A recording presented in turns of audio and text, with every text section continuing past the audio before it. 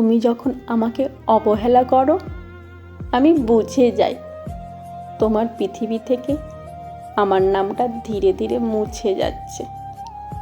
আগে যেখানে তোমার প্রতিটা কথায় আমার জন্য একটু জায়গা থাকতো, এখন সেখানে নীরবতার দেওয়াল। তোমার ব্যস্ত আছি শব্দটার ভেতর আমি শুনতে পাই তুমি আর আগের মতো প্রয়োজন নও।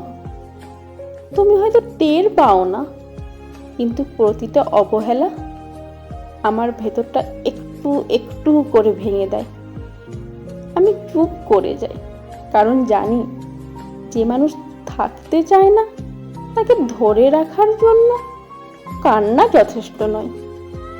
তখন আমি নিজেকে বলি, হয়তো আমার সময়টা তোমার জীবন থেকে শেষ হয়েছে, কিন্তু তোমার জন্য আমার অপেক্ষাটা এখনো শেষ হয়নি।